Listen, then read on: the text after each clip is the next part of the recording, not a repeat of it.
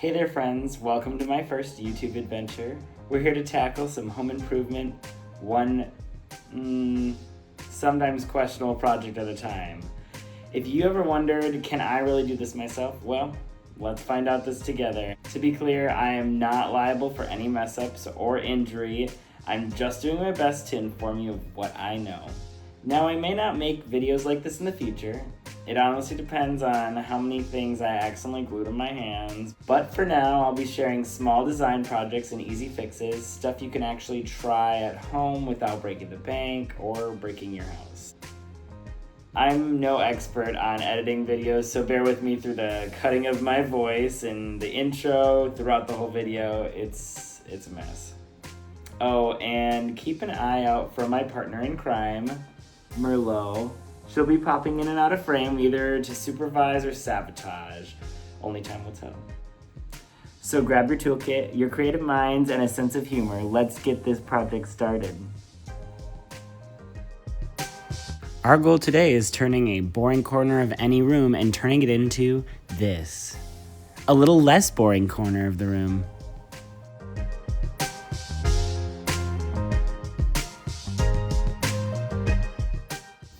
Let's jump into the cost real quick. There weren't a lot of supplies for this project, so there was only really the wood, the stain, and the sandpaper. The wood cost about $33, the stain being $10, and a pack for the sandpaper was about $4. This totaled out to be $46 for me. The cost can completely change depending on how big you want to make this project, but I would say a little can go a long way involving this design. And now on to planning. You will need to decide the size of this project on your wall. And I decided that I wanted it to be 9.5 inches from the ceiling, so I made a mark, and about 50 inches from the ground, so I centered it the best I could onto the wall. I made my marks. This is where I thought I would be more comfortable, even if I decide to put in a dining table or get a new bar cart. I found it best that my pieces would range between 4 inches to maximum of 21 inches without invading the art space that I wanted to save on the wall. I made room for my clock on the right and some other art on the left, which you'll see. I went for a smaller size, however you can make this as large as you want. Floor to ceiling, just one wall, a corner on 2 walls, diagonally on the wall, vertically, horizontally, whatever you really want. But some of those options would require a lot more planning and a lot more wood, more sanding, and more staining. I ended up making a drawing for how I wanted this design, some short pieces next to the long pieces, just to make them a little scattered. Based on my drawing, I knew that I would need boards estimated to be less than 21 inches, taking into account that the right wall will need to be a little bit longer because it's going all the way to the corner versus the left side will not be, so maybe about a board width difference. Now let's dig into cutting and math. I started by writing down all the sizes I wanted and how many pieces I wanted of each. I added up the total amount of inches I would need, which would be totaled to be about 443.5 inches, equaling about 36.95 feet. This meant I would need 5 8-foot boards for this project. To reduce the waste and cost of the boards, I needed to see how to lay out each size on the 5 boards I would cut. I bought 5 Claymark Select Pine boards with the size of 0.75 inches by 1.5 inches by 8 feet. I cut them up in the store so it'd be a little easier for me to take them home. After each cut, I wrote with pencil on the side with more defects the number of inches each board is, so it was easier to find later. Every time I had excess inches left on the board, I left it attached. This way I can decide to switch boards later on if I want.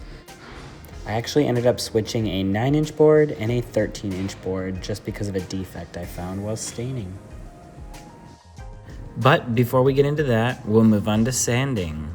Since I cut these boards with a handsaw, the edges are somewhat messy, nothing a little sanding can't fix. You could use a circular saw for a cleaner cut though. If you wanted more rounder edges, you could use a roundover rotor bit, but I don't own one, so I felt this would be good enough. After cutting these boards, if you don't want as many details visible in the grain, then you should probably sand it down, especially on the ends that you've already cut. I personally didn't want as deep of grain on the edges because it requires a lot more stain. It really only soaks into parts of the grain, and it may show unstained spots if you don't put enough in it. Now onto the staining portion. To prepare for staining, I first laid down an old shower curtain that I could ruin with stain. As I mentioned earlier, I used Behr Ultimate water-based stain for this project. Start by holding the piece and dunking a small amount of the rag. Now, drag it back and forth until the piece is covered. Remember, the more stain you put on, the darker the wood will be. Some stains will require a second coat. Because I used the water-based stain, I did not use gloves for this, and I was able to wash my hands off pretty easily with soap. The stain will show some imperfections, which can help you decide what side you want visible or what you want to cut again. Sometimes the wood grain doesn't look the same in all the pieces, so flipping them over or using extra pieces instead could be the best option. You really don't need to stain this side going against the wall. After staining, you can always use varnish or polyurethane to form a protective barrier that shields the paint or the wood from any harm like dust, dirt, or moisture. I chose to just stick with the stain since it's being hung on a wall and it will likely not see damage to it. And for your safety, you should hang the used rag on something not flammable. It has been reported that occasionally throwing bundled up rags covered in stain or polyurethane into a trash can start fires, so it's best to let it dry fully before throwing it crumpled up away. Once all the boards are stained and dry, we can finally see some results come together, because it's time for gluing. I decided to buy an all-purpose glue called Loctite Power Grab in order to stick it to the wall. You can use a nail gun if you want, but since I don't expect much weight to strain on these boards, I'm not worried. Here I am showing you how to apply the glue to each board. I added it to the back and one of the ends. Soon after applying the glue, place the cut end against the wall first and then the rest. Use the level each time you place the board to assure it looks even.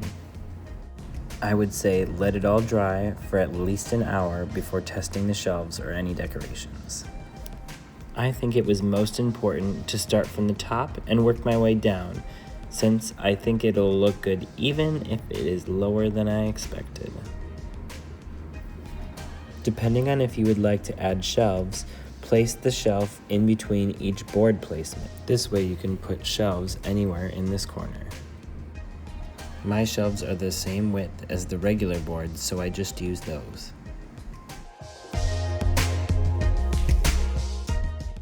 As you can see, I have moved on to the other wall, pressing the new piece against the wall that I've already finished first, keeping them all lined up and level.